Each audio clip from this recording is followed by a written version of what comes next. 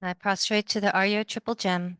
Thus did I hear at one time the Bhagavan was dwelling on mass of Vulture's mountain in Rajagriha, together with a great community of monks and a great community of bodhisattvas. At that time, the Bhagavan was absorbed in the concentration on the categories of phenomena called profound perception. Also at that time, the Bodhisattva, Mahasattva, Arya Avalokiteshvara looked upon the very practice of the profound perfection of wisdom and beheld those five aggregates also as empty of inherent nature. Then, through the power of Buddha, the Venerable Shariputra said this to the Bodhisattva, Mahasattva, Arya Avalokiteshvara: how should any son of the lineage train who wishes to practice the activity of the profound perfection of wisdom? He said that, and the Bodhisattva, Mahasattva, Arya Avalokiteshvara said this to the Venerable Sharadvatiputra: Shariputra, any son of the lineage or daughter of the lineage who wishes to practice the activity of the profound perfection of wisdom should look upon it like this, correctly and repeatedly beholding those five aggregates also as empty of inherent nature. Form is empty, emptiness is form, emptiness is not other than form, form is also not other than emptiness. In the same way, feeling, discrimination, compositional factors, and consciousness are empty. Shariputra, likewise, all phenomena are emptiness, without characteristic, unproduced, unceased, stainless, not without stain, not deficient, not fulfilled. Shariputra, therefore, in emptiness there is no form, no feeling, no discrimination, no compositional factors, no consciousness, no eye, no ear, no nose, no tongue, no body, no mind, no visual form, no sound, no odor, no taste, no object of touch, and no phenomenon. There is no I element, and so on, up to and including no mind element and no mental consciousness element. There is no ignorance, no extinction of ignorance, and so on, up to and including no aging and death, and no extinction of aging and death. Similarly, there is no suffering, origination, cessation, and path. There is no exalted wisdom, no attainment, and also no non-attainment. Shariputra, therefore, because there is no attainment, bodhisattvas rely on and dwell in the perfection of wisdom, the mind without obscuration and without fear. Having completely passed beyond error, they reach the endpoint of nirvana. All the Buddhas who dwell in the three times also manifestly, completely awaken to unsurpassable, perfect, complete enlightenment and reliance on the perfection of wisdom. Therefore, the mantra of the perfection of wisdom, the mantra of great knowledge, the unsurpassed mantra, the mantra equal to the unequaled, the mantra that thoroughly pacifies all suffering, should be known as truth since it is not false. The mantra of the perfection of wisdom is declared: Jaya ta gate gate para samgate bodhi svaha. Shariputra, the Bodhisattva Mahasattva, should train in the profound perfection of wisdom like that. Then the Bhagavan arose from that concentration and commended the Bodhisattva Mahasattva Arya Avalokiteshvara, saying, well said, son of the lineage, it is like that, it is like that. One should practice the profound perfection of wisdom just as you have indicated. Even the Tathagatas rejoice. The Bhagavan having thus spoken, the Venerable Sharadvatiputra, the Bodhisattva, Mahasattva, Arya Avalokiteshvara, those surrounding in their entirety, along with the world of gods, humans, asuras, and Gandharvas, were overjoyed and highly praised that spoken by the Bhagavan.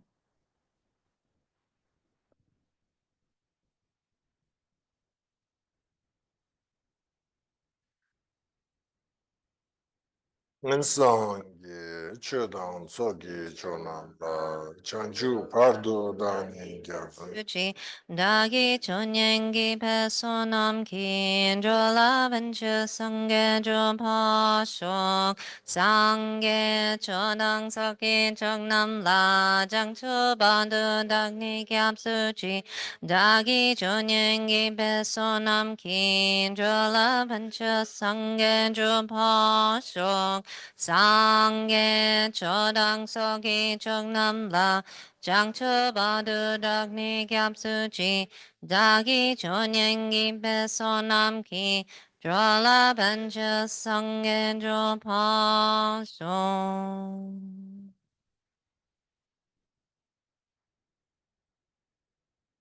Okay. So In the first, I'm going to talk a little bit about, before we do meditation, as much as possible in the nature of the mind. There's in the text itself encouraged to doing the kind of like, I would say, creating meditation posture, basically creating some kind of a harmonious mm, and just kind of like this posture is a kind of counter responding for your five root wind element. Five root wind element is kind of responding with your own conceptual mind, your thoughts. So balancing your posture somehow brings harmonious after your thoughts. Okay.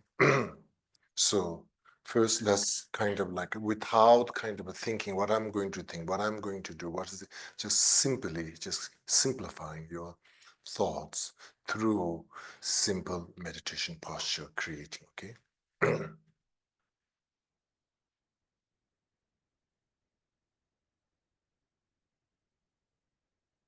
And just mind bringing into the present, put your bringing towards the attention to your meditation posture.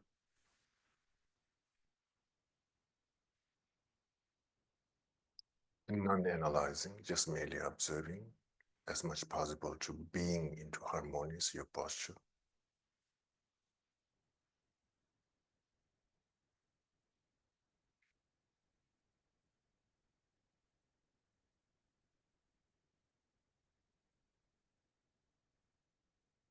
Then through the state of this kind of harmonious over your element and your posture, then gradually kind of bringing your attention to your breath.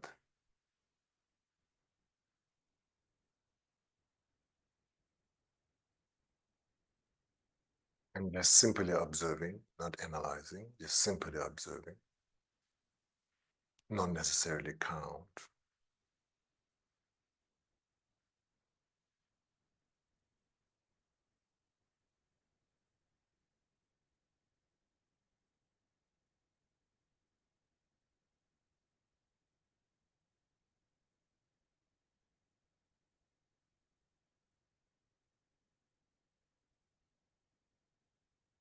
Non-reacting, non-analyzing, simply abiding into your breath.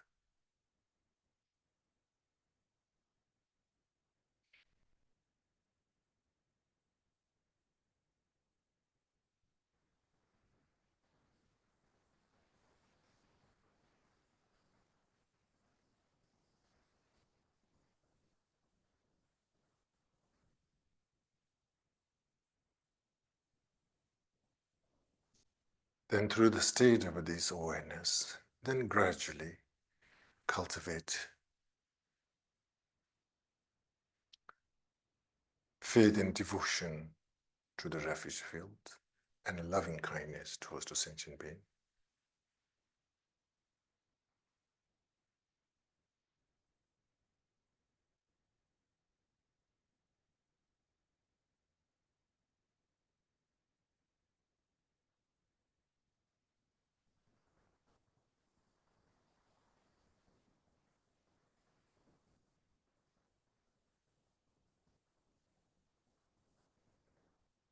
Based on a feeling of faith and devotion towards the merit field, then you can visualize merit field. Simple version.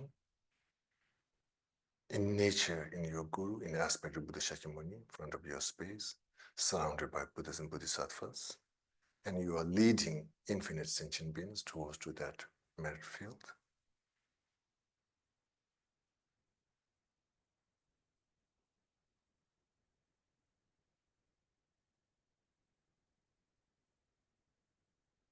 And again, your mind trying to abide, non-reacting, non-analyzing, simple abiding.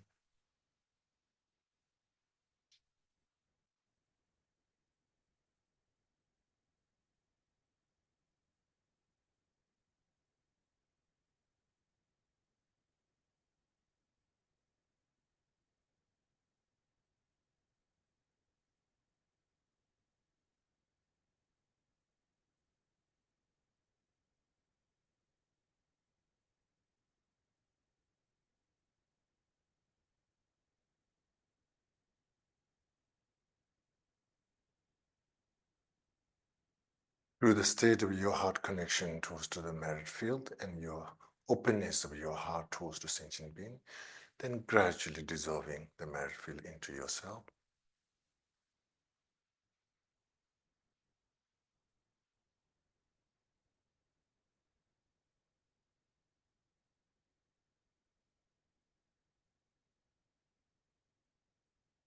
In this moment, even imagining level, due to that dissolving, you're entering, trying yourself as much possible, entering into the state of a non-conceptual.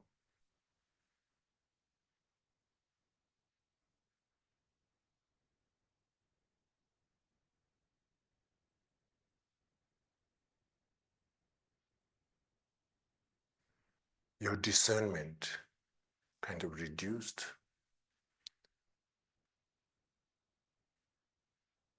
Things are appear yourself, but not able to distinct, and trying to abide state of awareness, appearing are indistinct.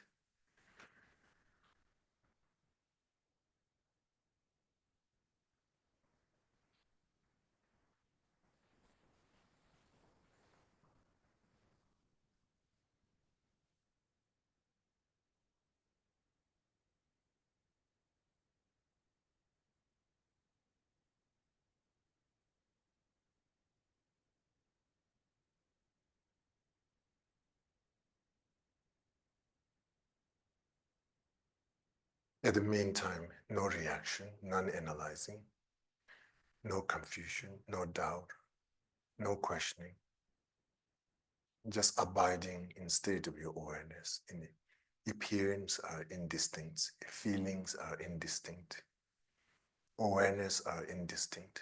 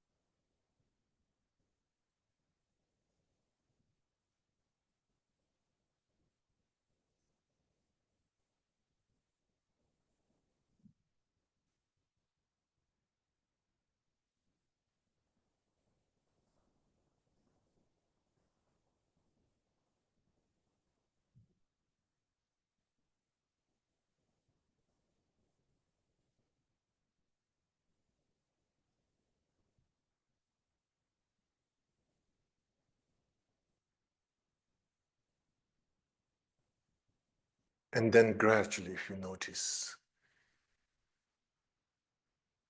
kind of a me experience, then trying to abide your awareness into that me experience.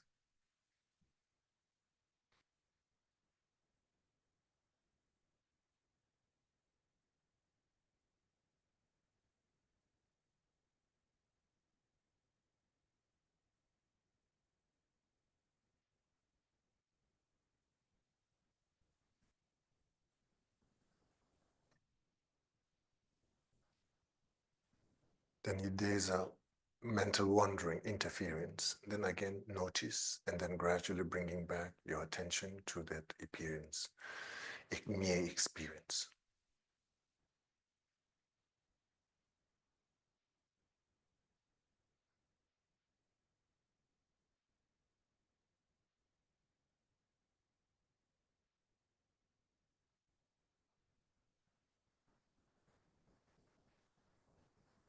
And you're not pushing your concentration, loosely holding your mind into clear and knowing.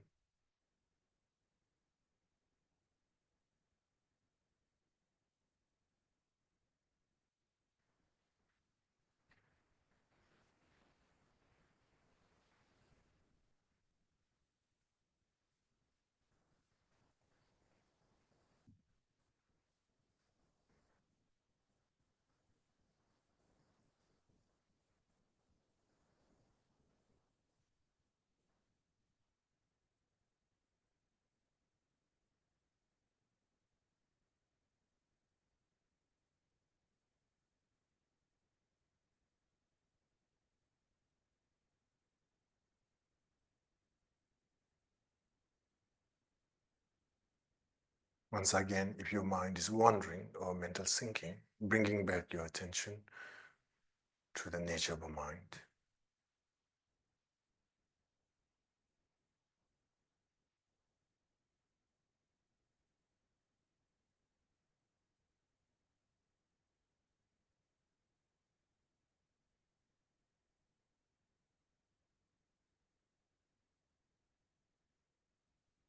And once your mind is abiding into the nature of a mind, then gradually, not uptight, but gently abiding your awareness.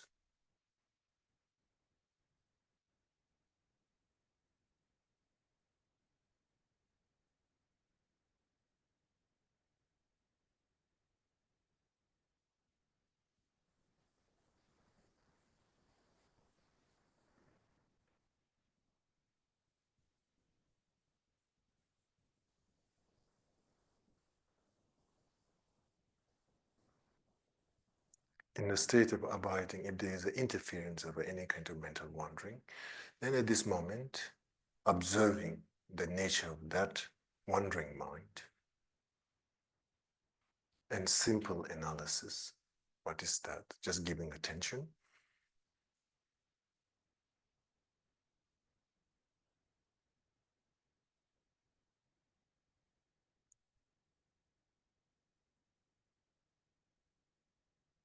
And then gradually experience of empty. There's nothing quantum kind of immeasurable or something. It's just kind of mere experience.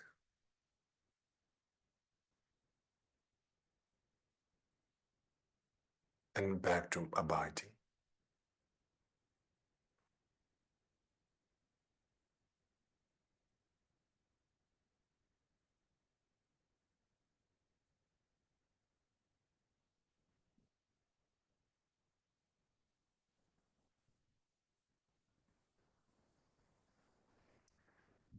Once you're also observing the abiding mind, that's also not other than in the nature as a mere experience.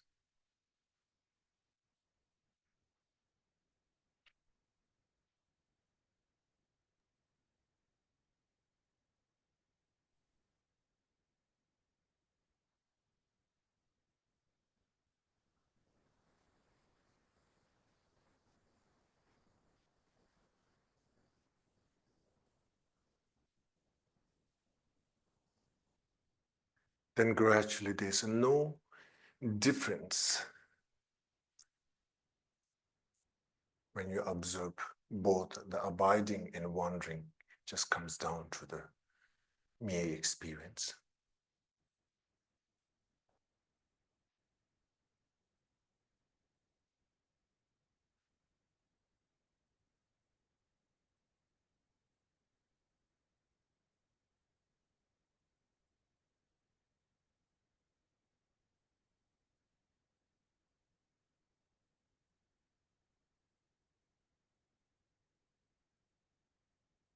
Then at this moment, just kind of freeing your abiding mind, no kind of effort, naturally abiding. Even wandering mind comes, lets it be as a natural.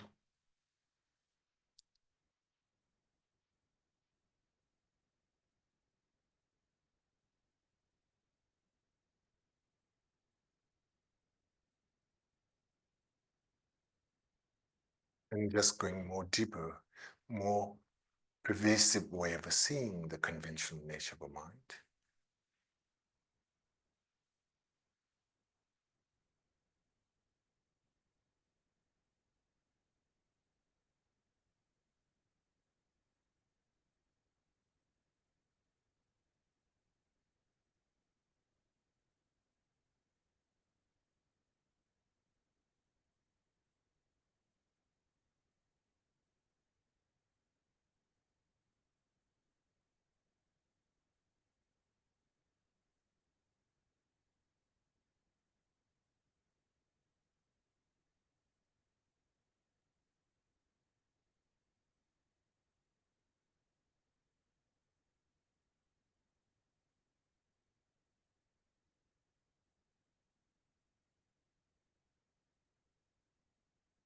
Then gradually let going your attention to the nature of mind and just bringing back to your meditation posture.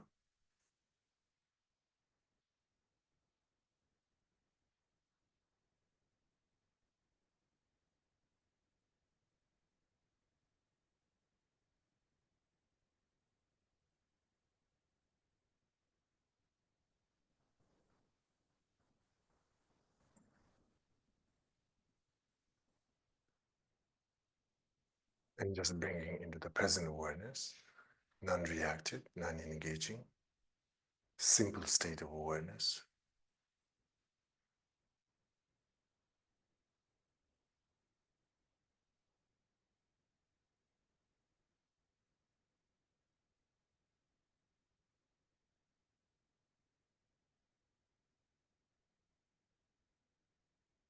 Okay.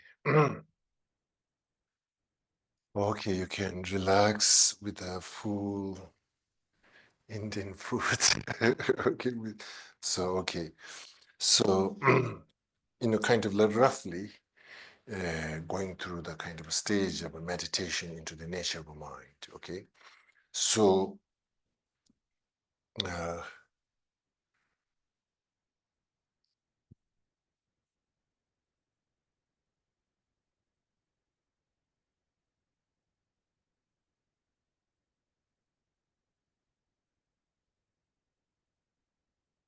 basically meditation in general, and then particularly meditation into nature of a mind, Mahamudra, which is a basically processed through Shine meditation into the mind.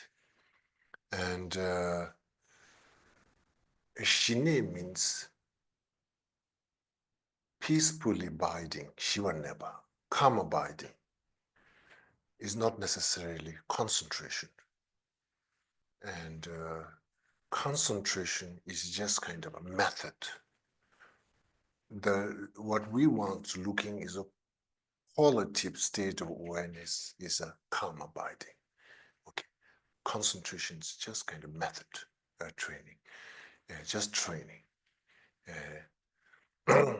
We want to have a mind to naturally abiding, calm abiding. So there is a natural flow. It's non-reactive. It's not based on a reactive approach. It is a natural approach. This kind of natural approach of a mind engaging becomes much more spontaneous. So that's, I think, sometimes when we say shine shine, we think that concentration, concentrated mind, is just method. Now, concentration is if we impose concentration for the mind, particularly for the mind, uh, there's pretty much no success rate imposing the mind to concentrate. So you have to have some type of a passion, some type of a enthusiasm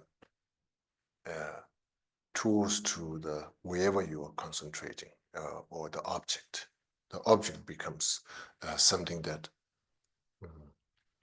inviting our state of awareness. So therefore, part of the Shine meditation, you can see in the instruction, Tepa, the faith or inspiration becomes really important. So that's one thing I think is important, okay? So it needs to be something like pulled by the object. So what you are choosing the object. So now, now Asangas, Arya Asangas, his literature, Shine meditation, pretty much you would read in the Lamrim Chemo, 9 stages of meditation. And that's from that approach, basically, the object of your concentration, like such as a holy object, something that object of your refuge, that becomes something that you are, because of your practice of a refuge and your training in the refuge, kind of naturally kind of inviting that kind of concentration. And also from the merit point of view, there is something different. So now in a meditation into the nature of a mind, in a nature mind, I think it is a very important from the approach of a Buddha nature, something that you have how you say, rejoice, or something you feel very inspired or proud about having.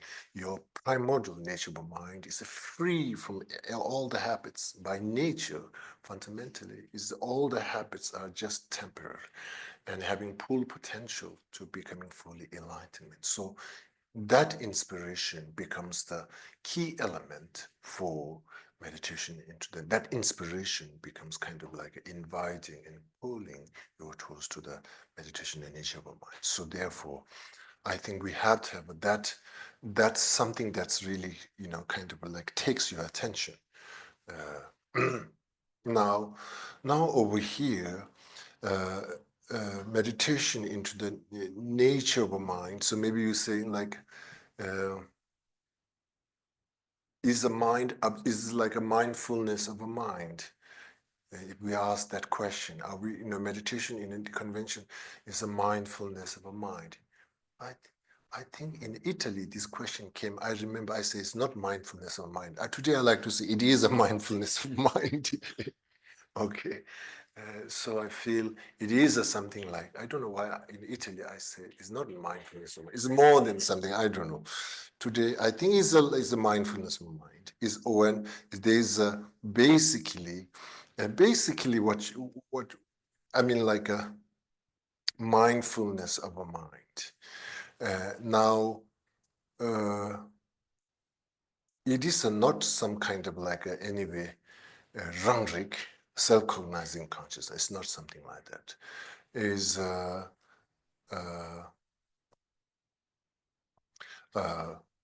is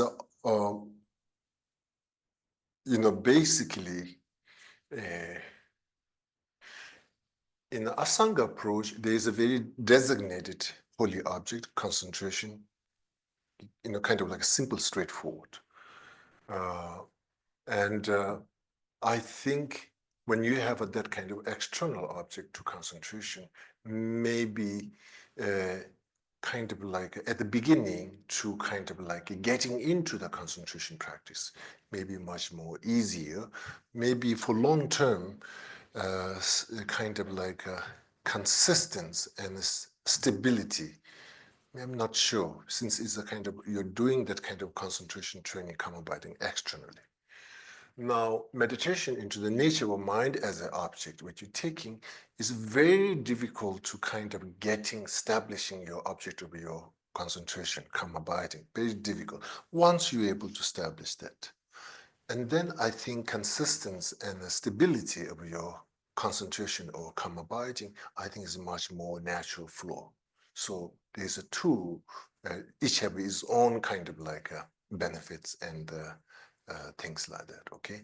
So now the first milestone into the meditation, into the nature of a mind is kind of like establishing the object of the mind. Mind as a becoming object that your mind is generally concentrating. So here the main method is since to establishing that object is required to is required to train our own self. From the Luri point of view, if I use the word, there's a secondary mental factor. The activity of our own secondary mental factor need to be reduced. That reduced usually is a proactive. Our secondary mental factor, there's 51 of them, and there's a particularly pipe on them. Also due to cause and different condition, they are very active. It's almost like a main mind is just kind of like Zosim and Simjung. That Zosim is like the main mind basically overall kind of holding the object. And the secondary mental factor, they goes into the details and to the kind of like concentration, do something. Each have its own different, how you say, a designated function, how it does. So I think what's basically active secondary mental factor looks like a very stimulating. But in the Mahamudra meditation, particularly establishing the mind as an object, somehow we have to learn how, kind of intentionally reducing their engagement of the mental factor. Now, within the mental factor, now we go more specific. There's called 5 omnipresent mental factor. Those feelings and discernments and intention and attention. All these mental factor that's kind of ready to take information, ready to kind of engage. So these mental factor, particularly somehow able to learning how to deactivate it, reduce their activity. Somehow we have to learn that. And particularly we have to learn this kind of the discernment, the mind that just kind of sees what these, so we make a conclusion and we make a stories by main thing is comes through the discernment. So we have to train somehow. This is, I think, is a really good to taking a walk in the nature. So you're able to kind of the way to relax totally, we have to let go of the discernment so we can deep relaxation.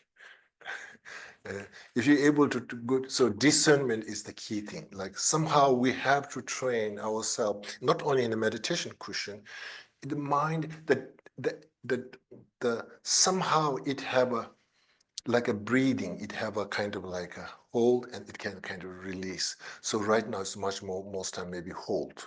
Okay, so we had letting go of the discernment, somehow, but fully present, awake, fully present. You are nothing repressing any information you are taking.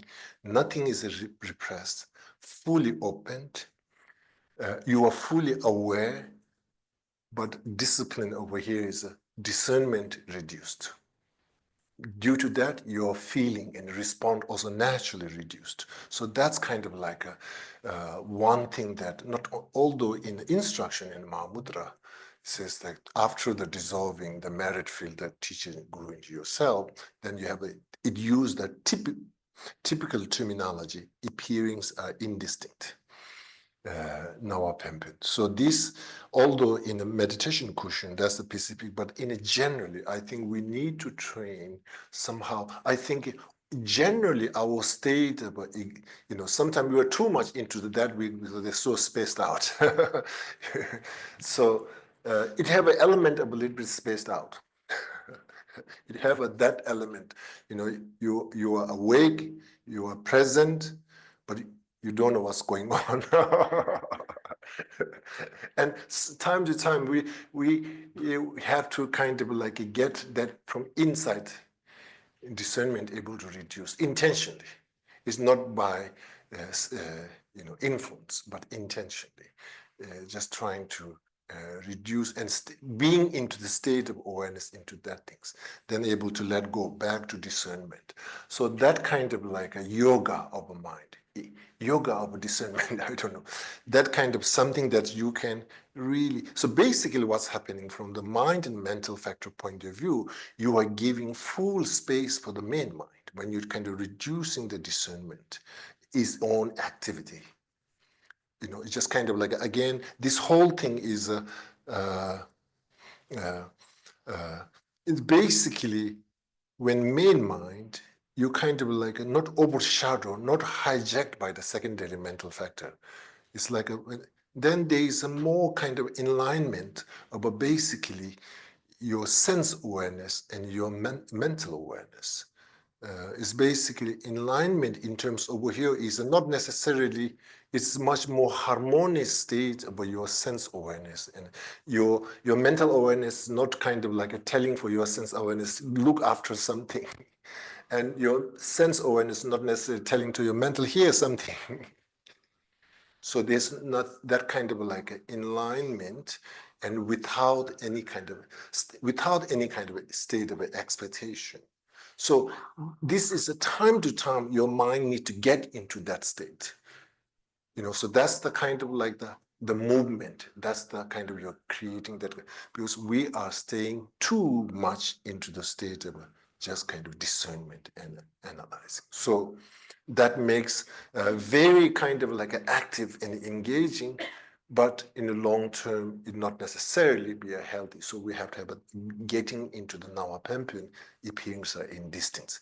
That can do from the, I think, from the two point of view. One thing is as a general, like almost like a state of your awareness into observing into the kind of sunset, like vastness of ocean. You just kind of, you are not looking to the detail of the waves, or you're not necessarily counting the waves.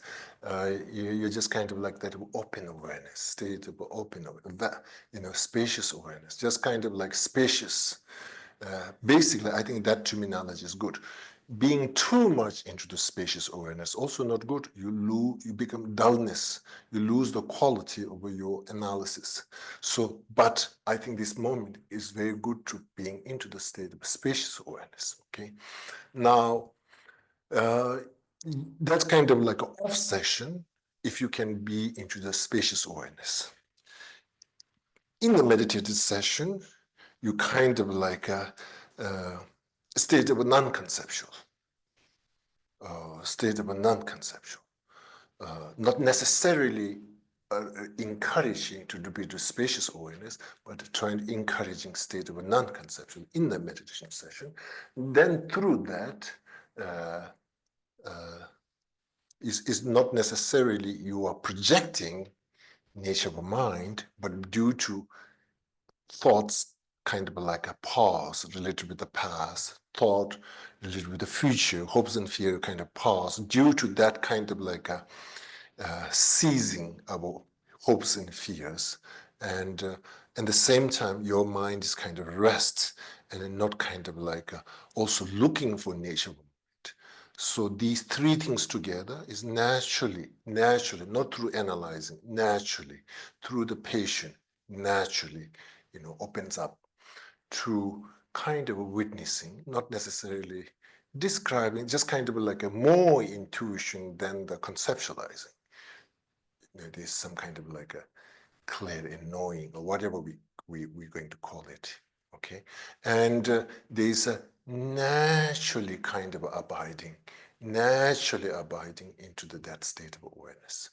Okay, so that's the kind of like the first milestone. We need to be able to train that again and again. So obsession, spacious awareness, in session, non-conceptual, and then through that, kind of like hopes and fears are naturally kind of dissolved, not through antidote, not through applying antidote, just kind of like a naturally, you diffuse. And then through that, there's a kind of a clarity and knowing, witnessing, intuition. And there's a kind of like because of that process, there's something more naturally abiding, naturally kind of, there's not necessarily excitement, there's not necessarily sadness, it's just kind of like a peace and calmness within the practitioner. There's something kind of peace and calmness, some type of like a peace, a freedom, abiding into that. And there's a kind of like a, so again, even though when you're able to abide, at the initially, if you have like kind of like a distracted mind due to habit, this comes, in the instruction, they give two options. One thing is, just kind of like not repressing the habit reactions, but just kind of acknowledging as usual, just kind of acknowledge and not trying to analyze where it's coming from what, not analyzing any cause and condition.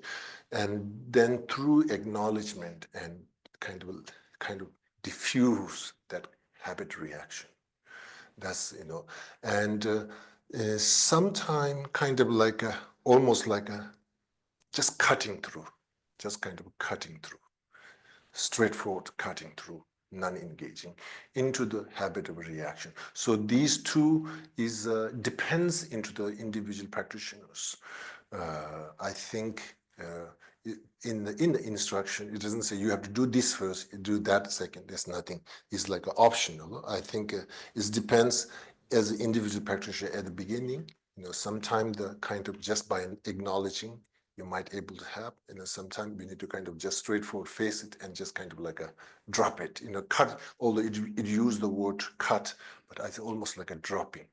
Is a dropping, just kind of like there's a little bit kind of like not repressing, just kind of like give attention, and you just kind of like dropped that karmic habit, So these again, so here the main thing is over here is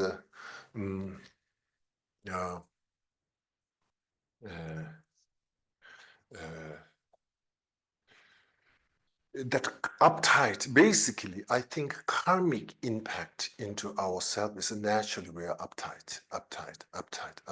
That becomes the main hindrance to calm abiding, okay? Because we're karmically uptight. So here, meditation in nature of mind is constantly trying to releasing that tension, okay, releasing that tension. And you are trying to abide into the nature of a mind, not with attention.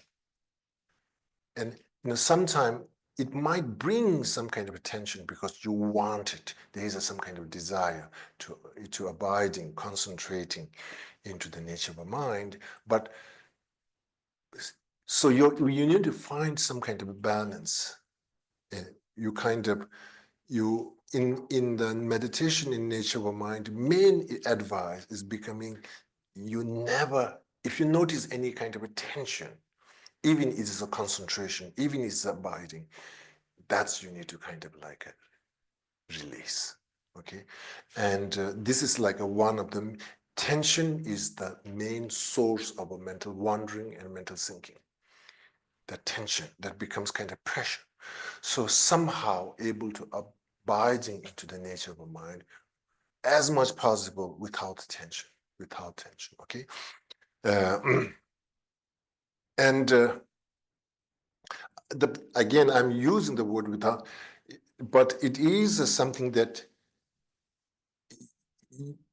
you let go tension by building a little bit of tension. Okay, absolutely no tension will you never get engaging. It's still proactive. So tension, building tension without tension, build up a little bit of tension, then you release that tension. So it's just kind of very gentle movement. So process is constantly, you're not going to push your limit. That's the wrong, I think, advice. Usually we say, push your limit. No, never doing that in a Mahamudra, okay? Pushing your limits, is it? So mind able to abide, naturally able to abide, once it feels freedom, that freedom. Releasing attention brings the freedom. Freedom brings the naturally abiding. So that's the really, what we are doing, meditation nature of minds, basically bringing certain level of a freedom without losing the inspiration. And there's something that you're basically some balance you are creating, and that you're abiding into the nature of a mind through the state of a freedom. That's basically freedom. I think tension is the opposite of that freedom. Okay. So there's that freedom becomes, in another way to say, is naturally abiding. It's not motivation is the pushing. It's not the inspiration is pushing. They're just there as a support. It's not there. You are not kind of like draining the energy from these inspiration, and they're pushing your mind into that body. No, it's all about creating that right balance. And through that right balance, your calm abiding have a natural freedom and a naturally abiding into the nature of mind. Okay. So now that's, I think, the one, that will be the second milestone. The first milestone is trying to kind of like finding the mind as an object through state of appearings are indistinct. That will become one milestone, kind of like. And the second one is then once you find that mind is the object, and then creating that balance. creating that balance. Kind of like so that so once you work that very well, that's second milestone. Now the third milestone will be basically is still you have a movement. Still you have a movements of your thoughts. There is a kind of like a waves, maybe not too big, but some type of a wave of your habits still comes through. But after the second milestone, you can still have that, but now in the third, leading into the third level, in that time now you have a, through the state of that freedom, now you are not just cutting your thoughts, or you're not just let going your thoughts. When the waves thoughts arise, there is a little bit kind of an observation. You're training. Now you have to train to the, once you have some level of a freedom and stability, now you're training into the observation. So the first observation, you observing, again, through the state of abiding, that freedom, when you see the movements of your thoughts, then you simple observation, like anger or anything arise. It's not just like a cutting through or just acknowledge and let go. No, you observe. And then through that kind of like a simple observation, again, they kind of like a dissolve into the, kind of like a nature, the mind, nature of a mind, like a wave dissolving into the ocean. Similar in that way, it dissolves. So you train into that again and again. You go through the process, you get into the state of that freedom, and through the state of that freedom, again, waves of your thoughts arise. You observe, and observing, and then again, that wave kind of naturally dissolves back to the nature of a mind. It's just you don't see. It's just you see that kind of like a some type of a solidness and a permanentness, that kind of feeling kind of naturally dissolves. So you train into that again. And then through that, then you take that observation for also the freedom mind, that naturally abiding mind. You also take slowly from the wave of thoughts, observing and dissolving back into the nature of mind, then same kind of like a observing through the state of a freedom. It's almost like the fish. Now you are slowly developing the strength of that fish in the moving in the tank. Maybe it's not going too far.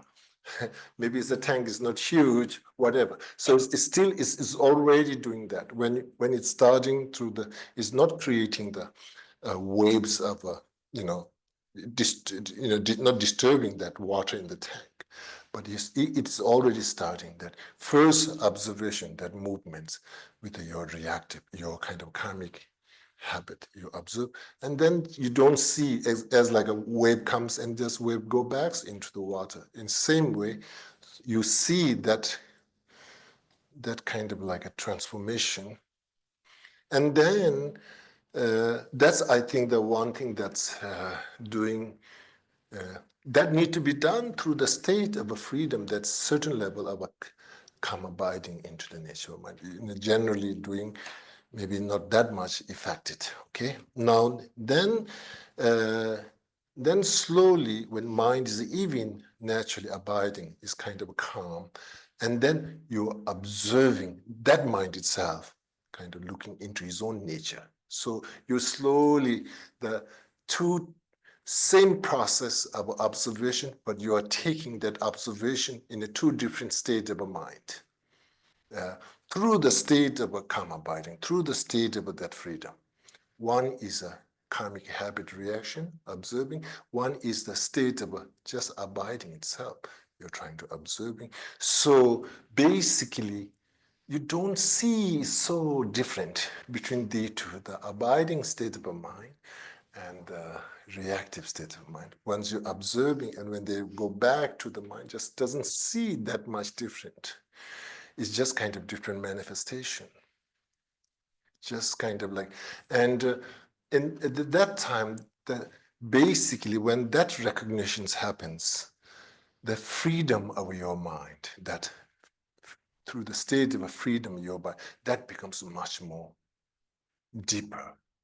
Okay, and that I think that lots of is people feeling like during that stage. Is that a third milestone, or where that when I'm using different milestone? Is the third or fourth? Something weird between third and fourth. I lost the track. So during that time, I think this feeling some type of a self-confidence for your meditation practice. Still not having reached a shine, but you are feeling, you don't need to appetize, and my meditation's good, but it's like basically you feel some kind of a self-trust. You feel, and that becomes really important. So again, so basically, this in the fourth milestone, let's move in this fourth milestone, you're doing and coming back into the same, both two different observation into the same style of observation, but in a two different state of a mind. One is abiding mind, one is a kind of reactive mind. And you are coming into the same, nothing different than the kind of like a nature of mind itself. It's just kind of, one is a wave, one is a different wave, one is a still, and one is just so. And then here, basically, I think you are seeing almost like 80% of a conventional nature of a mind. So again, when you're seeing, I mean, over here I'm using words that I'm using numbers because this gives more better perspective. There's a still need to go, maybe 80%, they still need to go to see full picture, even a conventional nature of a mind. Until we don't have that freedom, until we don't see the reactive and still mind both into the, in a way, as a non-duality, one nature. If you don't see that, it's still difficult to see the full picture of a conventional nature of a mind. Okay, now through that observation all the time, bringing empty, usually in the root text. You have the root text? Anybody have root text? If I do roughly translation, unobscured, empty, clear, vividness. Okay.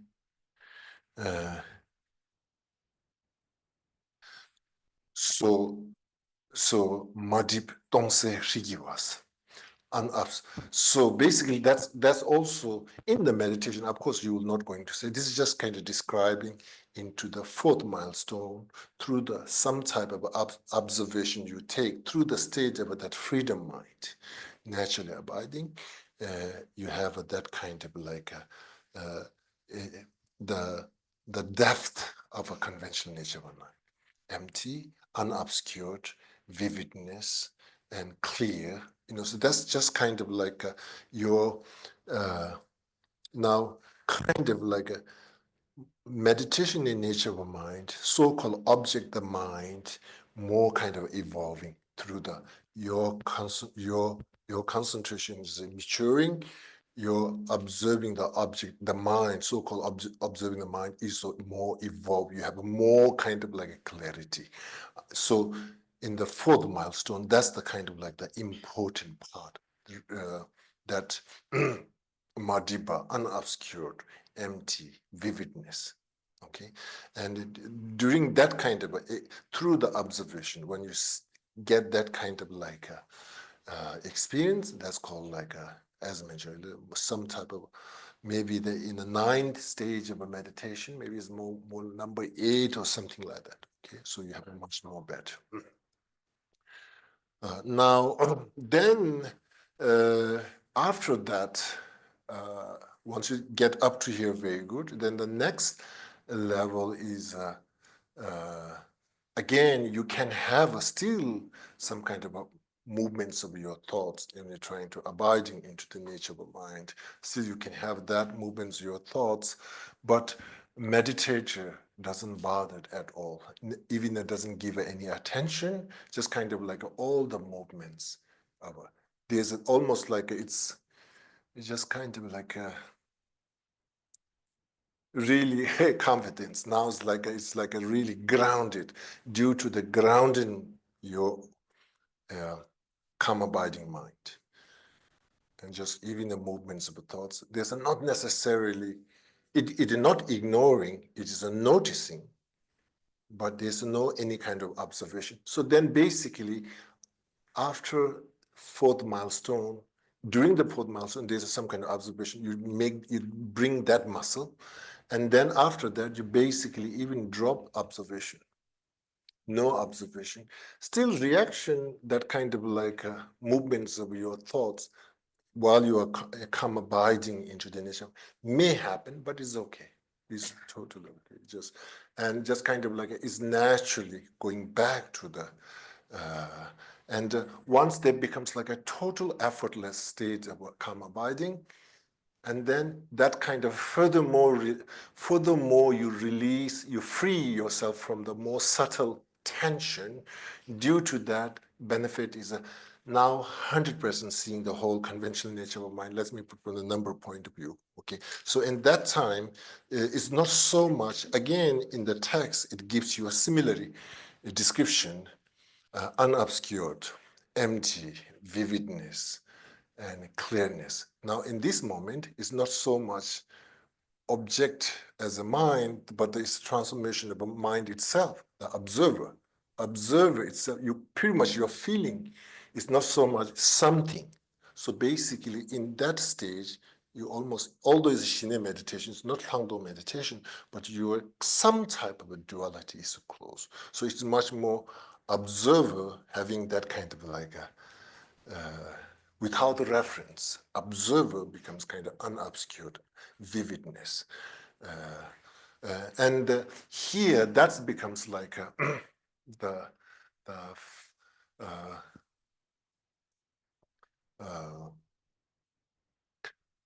uh, like a full shine. I mean, like there is a naturally some level of joy from mental states, even the physical states. There's a kind of like a lightness into your state of awareness.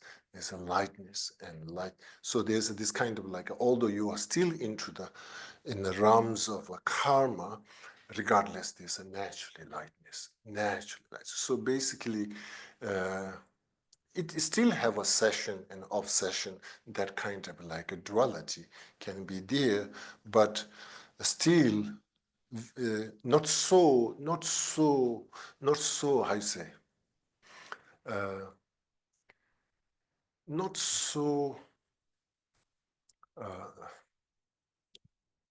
not so vivid, session and off session. Because this is, I think, the main thing. Again, we don't want to go through this format, session and off session. we want to have an non-dualistic of a session and onset. You have what almost like everything's kind of like a same state of a calm abiding, that kind of a state of a freedom, mind is able. So basically, there's one Lama Tsongkhapa's descriptions. Shana yemi ri ombushi, tana give me but gun like loosen less of my dejintin, Shana yemi ri ombushins. So you just kind of like abide your awareness is like it becomes like a Mount Meru, grounded, well grounded. Tana give me but gun like once you kind of unleash that potential, that strength is kind of pervasive for all the virtues. So basically, that means it's a kind of like wherever that state of a mind touch, everything becomes a virtue. So basically, what you call it, some say whatever it touches becomes gold. As a shine mind, that any kind of that mind kind of observe, transform into the virtue activity.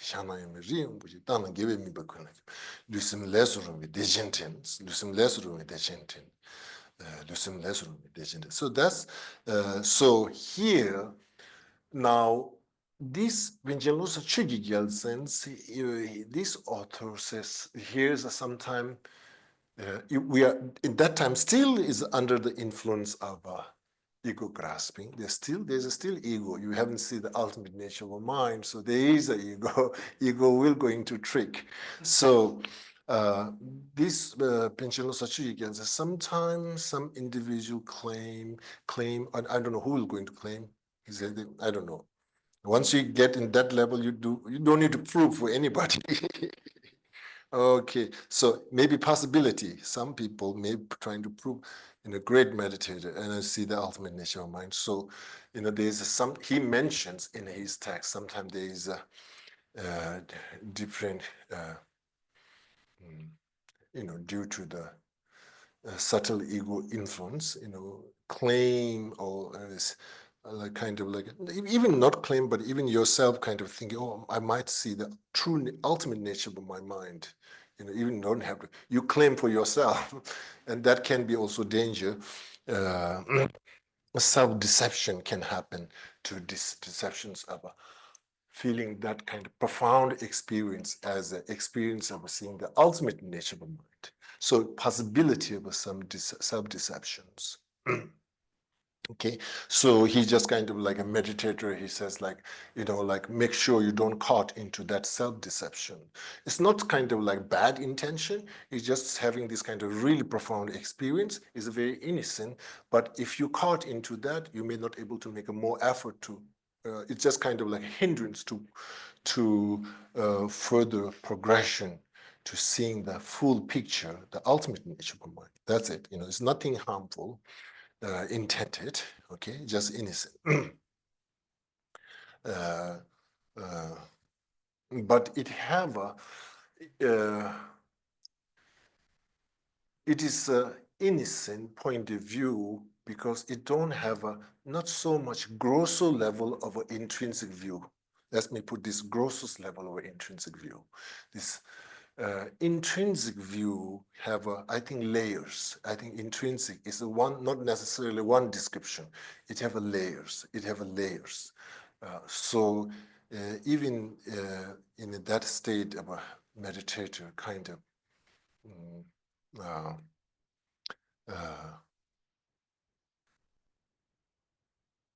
so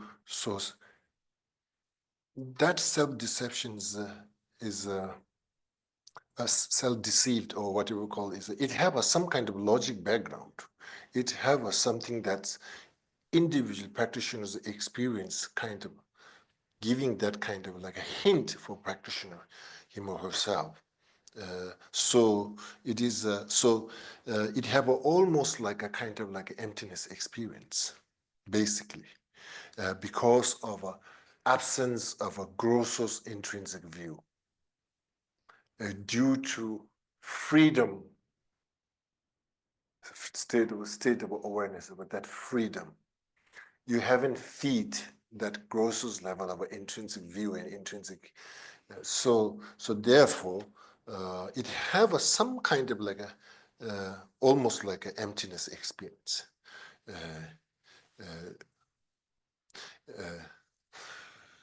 Basically, I think usually our main mechanism to kind of grasping in the intrinsic reality is one key immediate condition is a discernment. Discernment plays important role to viewing self and the phenomena, self and world as an intrinsic view. So in that kind of like a ninth stage of a shine, because of a discernment have something more kind of less kind of it basically discernment brought back to the balance in the middle way. Because of that, the individual practitioner experience of a self and the phenomena as have some kind of more kind of openness, less intrinsicness. And because of that, there is some type of thinking, oh, that might be meditation of emptiness. That might be experience of emptiness. So basically, if you're looking from that point of view, the discernment is a problem, but discernment is also, we need it. is also what you call blessing somewhere, is also curse in some way. This mental factor. Okay.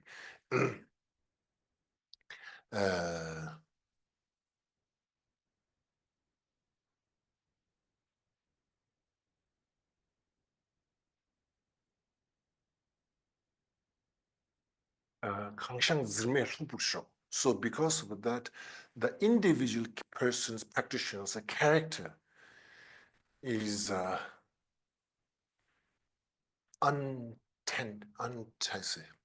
untitled personality. It can face trouble, it can face difficulty, it can face joyful, it can able to face anything. It can able to face anything. So it's not necessarily so much treating discriminated way, good karmic result in one way and bad karmic result in one way. That kind of discriminated observations, kind of is have a little bit way it treat negative habit and good, not that much, karmic experience doesn't really kind of take a big deal. Okay.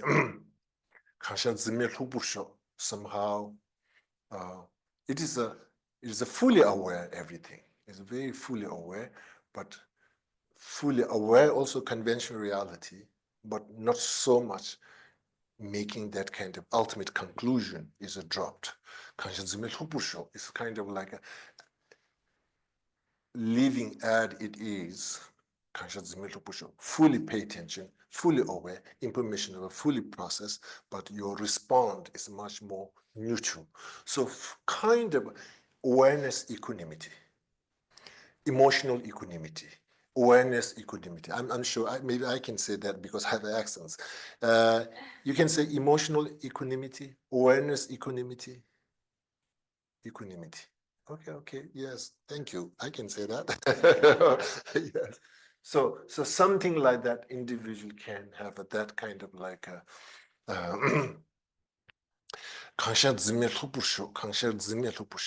bad news happen, it doesn't freaks out. Good news happen, it doesn't becomes, oh wow, it's going to rejoice, and not overly obsessed with the purification practice, not overly obsessed with the dedication practice. So it becomes much more kind of like more relaxed, more relaxed. Okay. So, Dennis, so even in that state, if overly emphasized, if we even lose the imbalance into that equanimity, overly abiding can be imbalance. So usually it says it's yeah, wonderful, but it doesn't really see the ultimate nature, ultimate view of a mind, ultimate view of mind. No, you need to go more further. Okay. Inches, songs. Okay, where we are. Oh, there's a half an hour left. So maybe we open a little bit of questioning.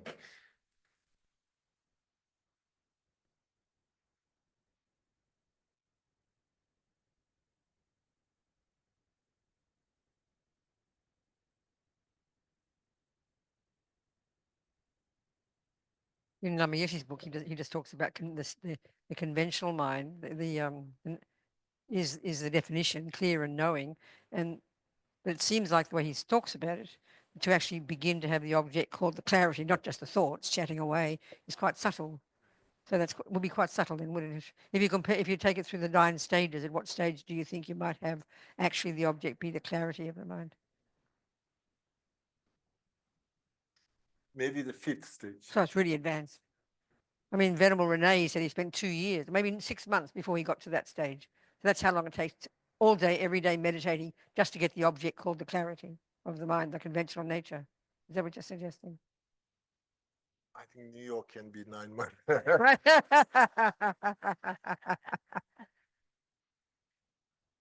I think, generally speaking, yes. Generally, that's really, so it's quite advanced. But then there'd be very, very, there'd be no gross levels of conceptuality, is what you're saying. And there'd be a lot of joy. Right. Yeah, it's joy and pain. It's also relative, like in one Yeah. that that's reactive. Yes. So Right. that freedom, state of that freedom is the kind of like joy is not necessarily excitement, but that Sure. that freedom.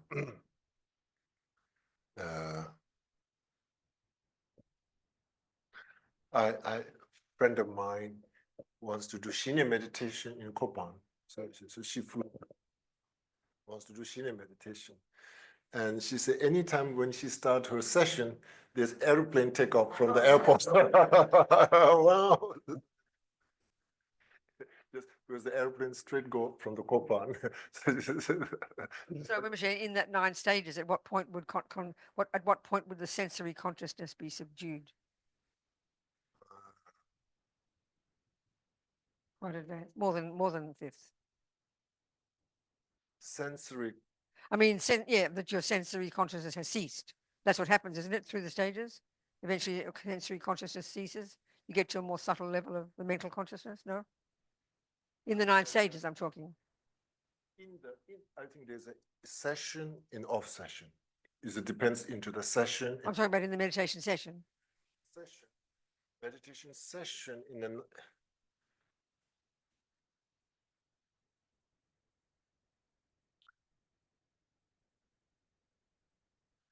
sense consciousness.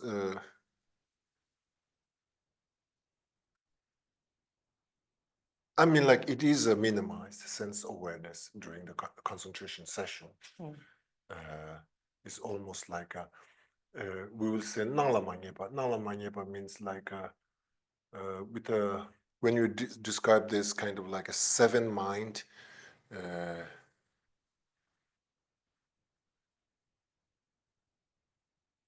Tibetan we call Nala Manyepa because the mental state of awareness is a concentrate or come abiding into the nature of a mind due to power of that is almost like paralyzed your sense awareness. And they can hear but they cannot kind of recognize. Nangla Mangyeba, they call Nangla Mangyeba, is non-ascertained. Non-ascertained. Nangla appear but non-ascertained. So, appear but non-ascertained. Session, all the sense awareness becomes something like that. Now what? I see. Okay.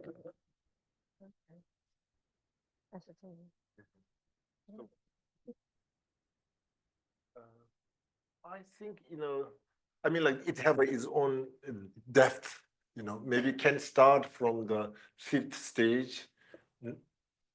5th stage, you're still getting the established mind, you're abiding, you're starting to that kind of like a flow of your concentration.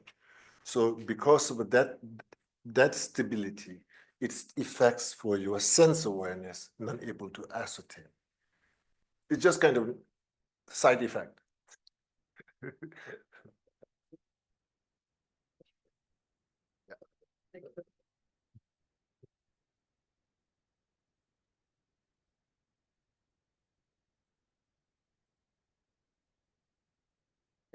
Have a question in Zoom, then put the hand or things. Thank you so much. So to take a sort of like a big picture, step back, there's so many different practices. You have sutra deity practices, tantric deity practices. You have, uh, lojong. You have lamrim. You have Mahamudra. So where, and Mahamudra clearly it has, shine, it has latong, it has wisdom, it has, and especially if you add, nondro, it has like certainly an element of method practice. So where do you see Mahamudra fitting, in relation to all of these practices? When, I mean, it seems like it's always a good time to practice Mahamudra, but then there's also other great practices too. So where does it fit into practice? I think Mahamudra I think core practice, like it becomes, because the mind is the fundamentally need to respond for all our karma. So, so now we have like even deity yoga need to arise through the Mahamudra practice, through the, you know, your experience of a nature of a mind experience transforming into the deity. Okay, now, now basically, uh, like a Lojong and Lamrim, all these are also becomes a crucial to, you know, I think we need to be true to ourselves, not because Nagarjuna says so, because of the Penchen Losang Chiking says. So that homework done through Lojong and through Lojong, then you have this kind of like I have to do it. Basically, that conclusion. Nobody can do for me. I have to do it. I see my potential, nature of a mind. So it goes back to the nature of a mind. So Lojong, all these practice really becomes like the, basically karmic result, karmic experience naturally kind of we go through the Lojong. And the Lojong is not an answer. Lojong is just kind of like for some level, it's just bandage. So then you have to, okay, I cannot, only bandage is not sustainability. So it's kind of looking into the, okay, what is this? So this leads to us to the meditation in nature of mind. And through that, to cutting through, break through, then you have to have that, it's not so much wide and trying to individually dealing, then you have to go breakthrough, and you have to go through the, Shine related meditation with the mind. And that's also is not enough. You need to break through furthermore. Then you have to emptiness of the mind. And that's second milestone in another perspective. Then you break through that, then you go through the subtle mind. Then again, then through that. So it's just kind of, at the end, they all kind of like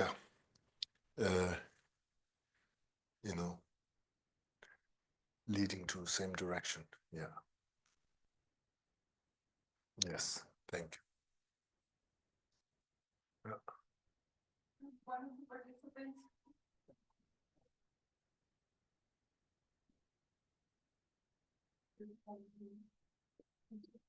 Yeah, go ahead. One Are of you the ready? participants is asking. Oh, no, what not is me. what is the title of the root text, and who is the author? Can you repeat that one more time? Who is the what? Yes, a question from the participant. What is the title of the root text and the author?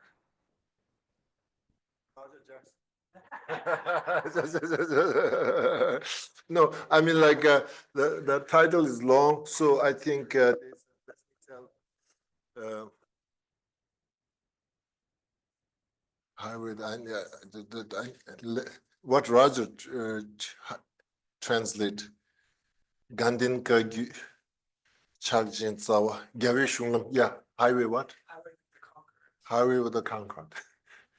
That's the Roger Jackson. Roger Jackson. So everybody comes in to Dinjimba too. Okay, so author is Binjin Losachugi Galsen again. Yeah, Binjin Losachugi Galsen. Right now, this is mainly what I'm saying, the Gandenka Mahamudra, mainly from the Giluk scholar trying to. So the going back to, so this teaching, Mahamudra teaching, usually in a Giluk, there's not that much, not all the teachers have, not, for example, founder of the Gelugpa tradition, Lama Tsongkhapa. There's nothing, he have a text that called Mahamudra. Not necessarily. I mean, like when he have his work, it is 18 volume, but I would say 80% of his 18 volume is dedicated towards the tantric understanding, particularly in the Guhya Samaja Tantra. So from the Mahamudra, really ultimate Mahamudra, Tantra Mahamudra comes through the Tantric philosophy. So he have lots of into that. And one of his literature called Leksha Silgichawa is a commentary into the ornament, Maitreya text called Ornament Realization. It have the rosary of Leksha Silgichawa, the golden roses, something like that. And into that one, that text quite thick. He composed, maybe, I don't know, his late 20s or early 30s when that's like a really one. And when we are studying, it kind of teachers told that text when Tsongkhapa, when he's composing that, somehow he's not completely his understanding of ultimate truth is fully ripening, not yet. So that text sometimes we don't take too seriously, but that text is, somehow, like not because we are so great in analyzing, but the information that passed through the teachers. This text is really wonderful, but the ultimate understandings, truth, emptiness understanding is not fully matured at that stage. So although so in that commentary, I saw several times he used the word Mahamudra several times from outside of his huge explanation into the Madhyamika philosophical view. So now in that's so, but in a different commentary is mentioned when he was in the Gandhian monastery, when he had all these disciples, publicly he teach so kind of like openly the Madhyamika teaching, the middle way view, but the individual practitioner, few of them, they teach to the Mahamudra. Okay, so that's kind of like then like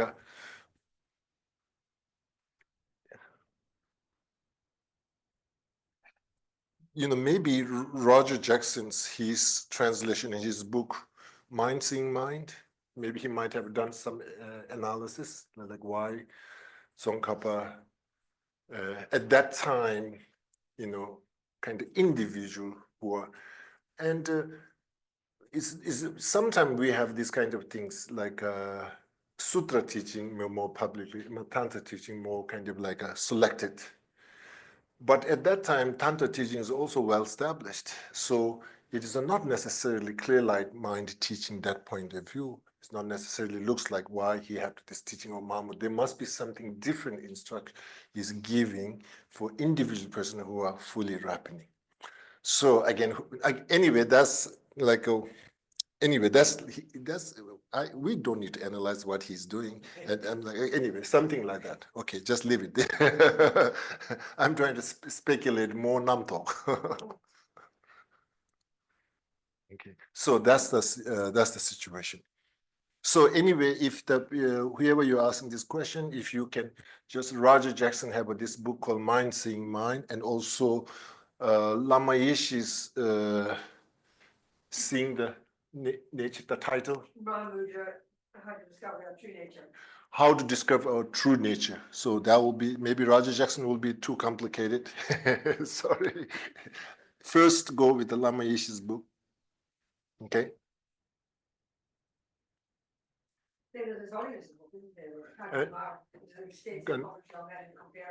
Yes, and there's a Beth. Oh no, what's he did? Yeah. Alex Burzen. Yeah, Alex Burzen have a written into it. Oh, okay, yeah.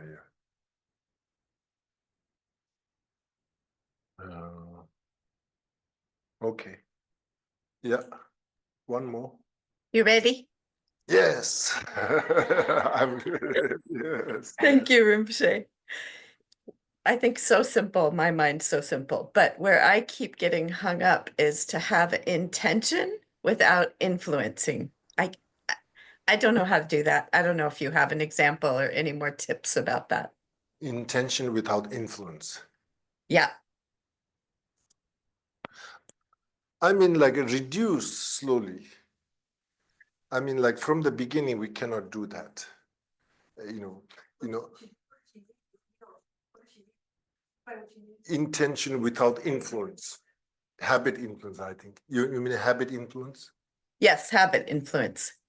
Okay, because I was just saying that strong word using, so maybe habit influence. I mean, like, so here,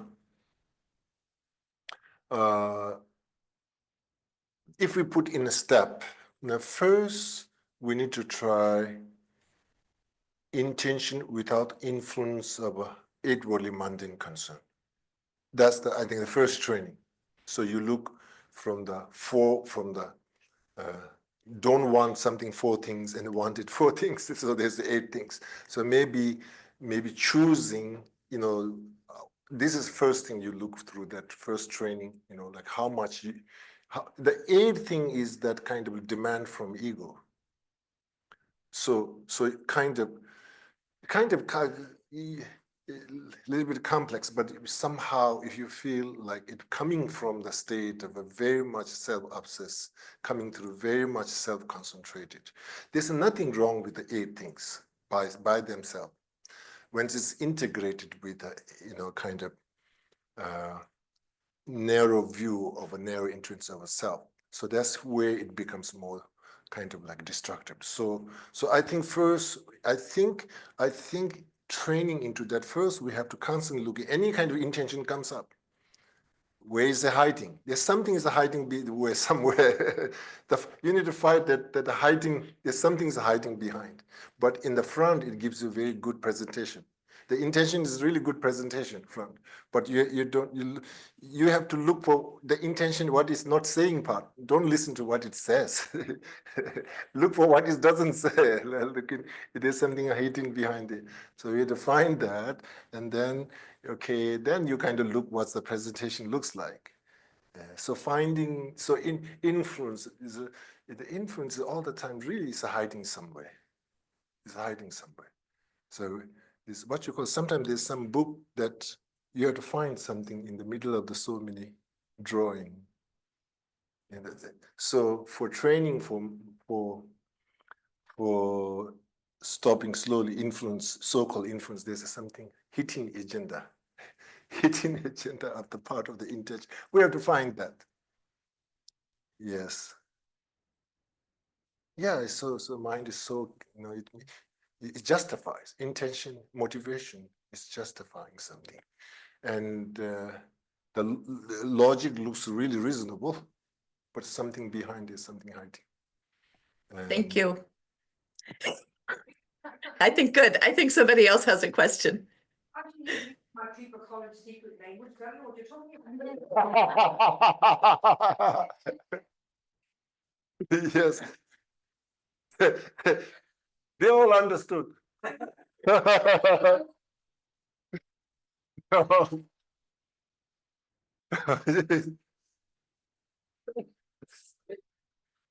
Can you explain one more? I trying to give a commentary in your root text, but Venerable not buying that. Now you need to the direct lineage commentary. Okay, what means influence? Give me the intention one of the 5 always present living factors. This is bare bones I want. What are you talking about? It's no good nor bad, it's neutral. So what do you mean? No, 8 worldly mundane, I was told. 8 worldly mundane, not the 5. Motivation. Well, then you should say motivation. The intention is one of the 5 always present factors, and it's neutral. You're saying motivation or just intention? Oh, you lost. I think motivation or intention. I don't know. That's a good question. I don't know, Rabina. So she don't know, it's intention and motivation.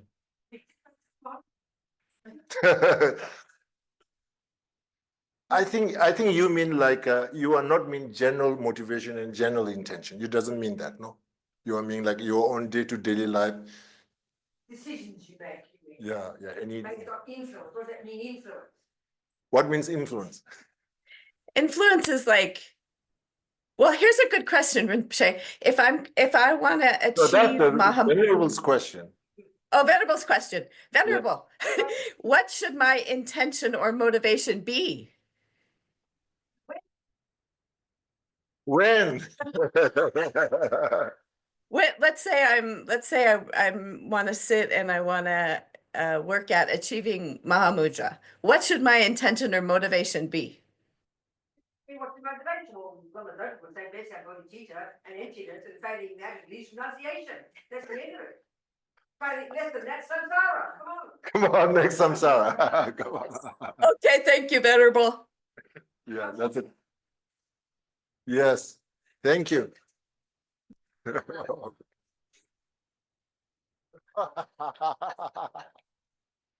Really? Kappa.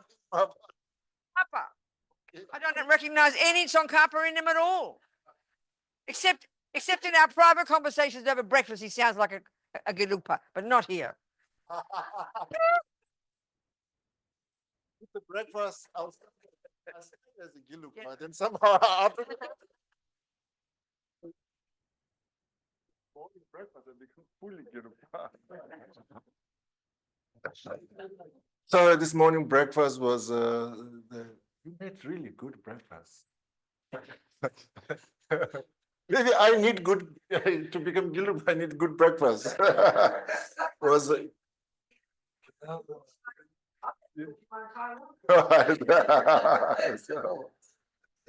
okay, good. I'm going to move in your house. Okay, thank you so much. Okay, we'll stop here.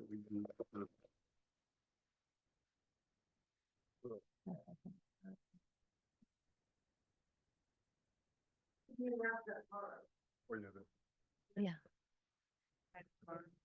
There's a person that Rinpoche wants to do some prayers for. Somebody in Australia is having some problems, and Rinpoche has offered to do some few prayers, and he's inviting anybody who'd like to come. So my feeling is after we've stopped the morning session, have like a 20-minute, 30-minute break, and then come back if you'd like to, and join us for about an hour or so, because Rinpoche has to leave after that.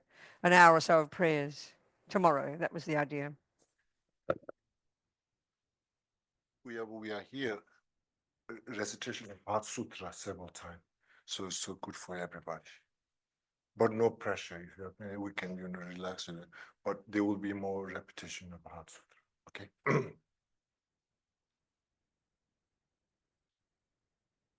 Lenjen de Gambande, Sanje Shindu me them. Jogananda Shingan Chua.